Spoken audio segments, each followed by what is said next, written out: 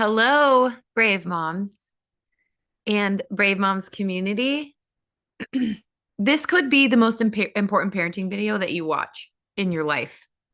I'm going to tell you that. I have a story to tell you today. And the more I thought about it, the more I was like, this could be the moment that somebody makes a decision to become emotionally healthy and calm and stable for their kids. This video might be it. So I'm going to tell you a story.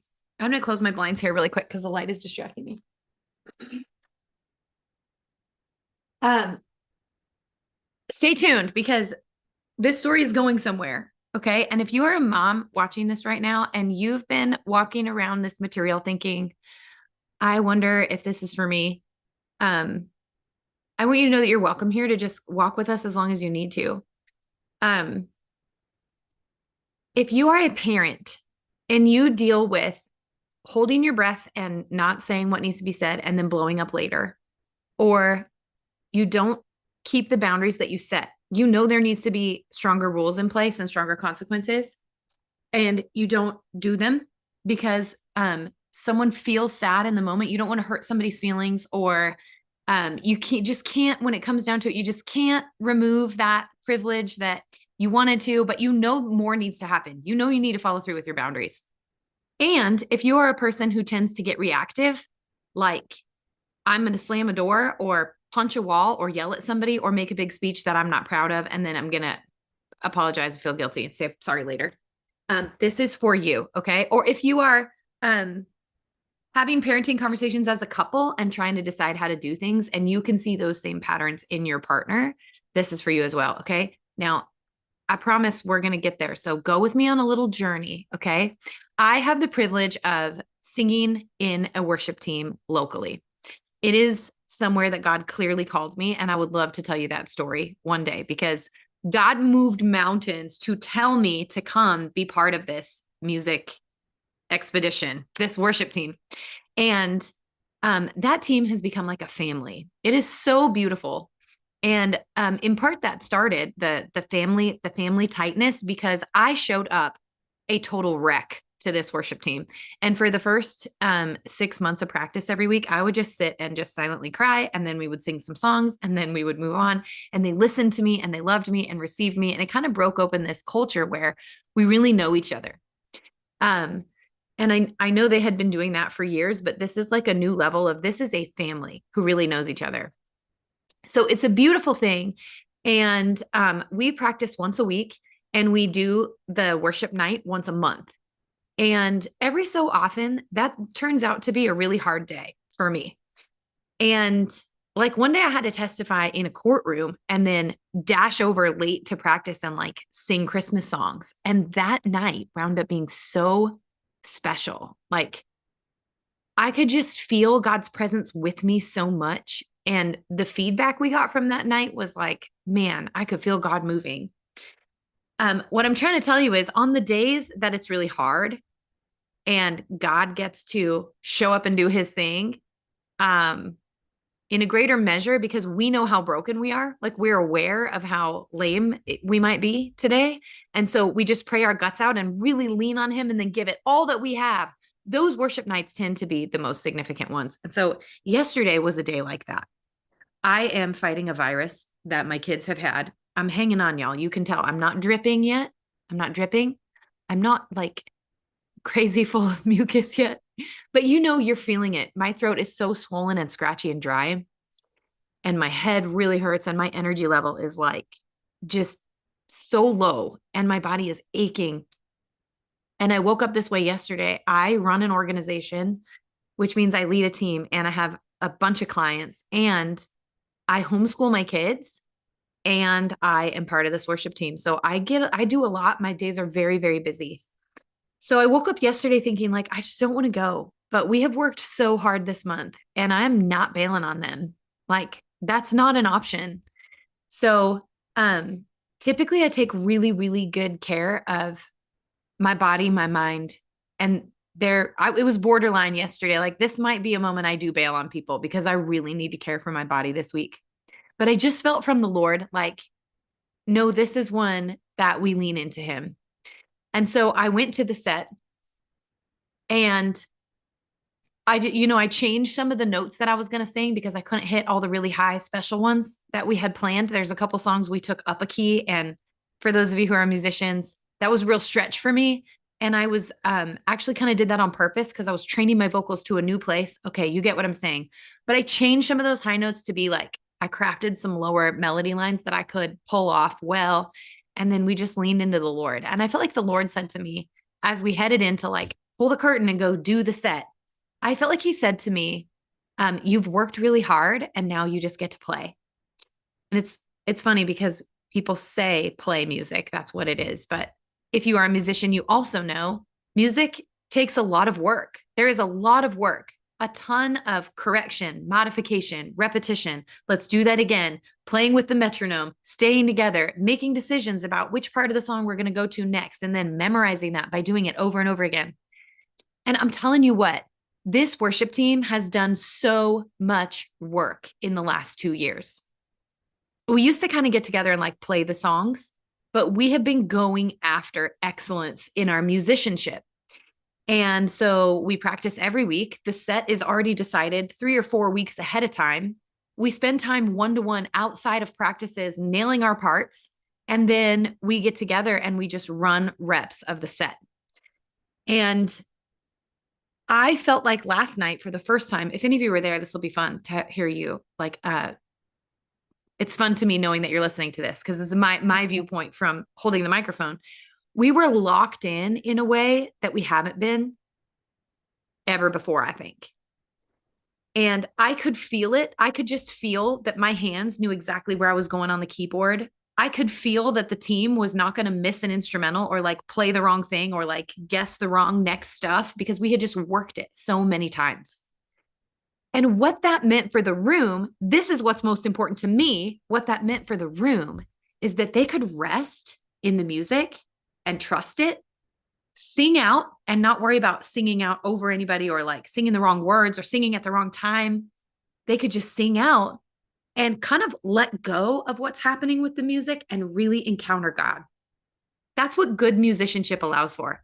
Listen, I don't care about being good musicians to put on a good show. Truly, I don't. And if it becomes that, I will quit. And my leader knows that. So the good musicianship is so that when you walk into a room to experience the worship set, the music section of the service, that you can relax and you can trust every beat, that you can sing out and you can clap and you don't have to think about, am I on, am I off? Have you ever been in a worship set where the worship team is struggling to stay together or struggling to know the words or when to sing what, and you feel like, you feel the tension of it as someone who has attended the service, right? Okay, we're getting somewhere, I promise.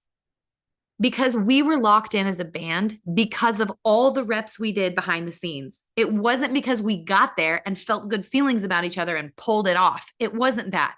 It was the hours and hours and weeks of repeating the same lame songs. They're not lame, but you know what I'm saying? They get old to us.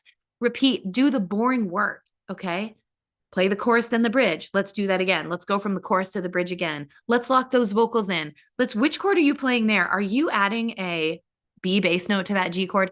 We just do all the reps and then we get to the set and the people could trust us. And so here's what happened. I started to play the bridge of one of my favorite songs in the middle of the set. And instead of waiting, it was like an instrumental moment. Okay. Big old chorus. Everyone's worshiping Jesus. And then we drop down into this beautiful instrumental moment. And guess what happened? The room started singing the bridge without us. As a worship leader, that's my goal. I want to work my way out of a job. I want to hear a region singing to Jesus. That's their destiny. Our destiny as believers is to sing in unity, praise to the King together. I want to not need the band.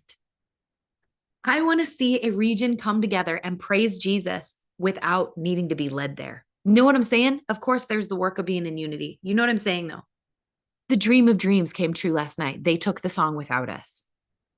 They were so ready to engage, hands in the air, praising Jesus, declaring that everything belongs to him in the same room because we as a music team were locked in.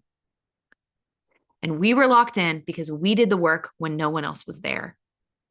Now, parents, here's where it hits home for you. Your kids can rest and lock in to doing their destiny, to exploring their own feelings and becoming honest about what they think and feel. They can lock in to discovering the truth about Christ, to deciding what they believe about who God is and how he feels about them when you are locked in. We didn't bring the kids, the worship room, the attendees into the practices. We did that when they weren't there. If you emotionally calibrate consistently and you communicate clearly, consistently, and the expectations are clear and the relationship is clean, meaning there's nothing going on between you where there's broken trust or hurt, your kids can rest in your relationship and sing their own song. They're going to find out who they are. They're going to know where they want to go with their day.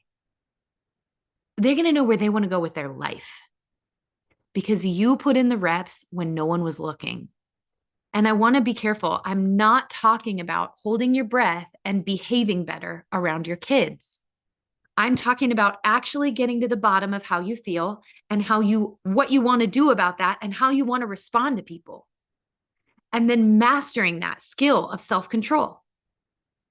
Not canceling your feelings and then trying to be nice.